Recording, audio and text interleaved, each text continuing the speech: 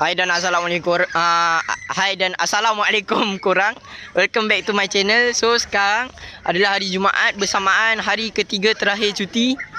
Sekarang saya berada di Tanjung Emas, Johor, Muar. Dan sekarang kita nak balik selepas sudah letih dan penat bersia-sia. Dan masih lagi belum makan malam. Walaupun sudah pukul 11, masih lagi belum makan malam.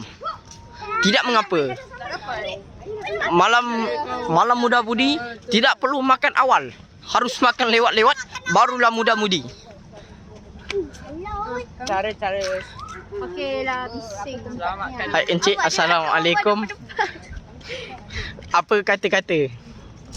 Berikan kata-kata. Ayah dah sampai. Ikanlah. Ayah dah sampai, jom. Baiklah.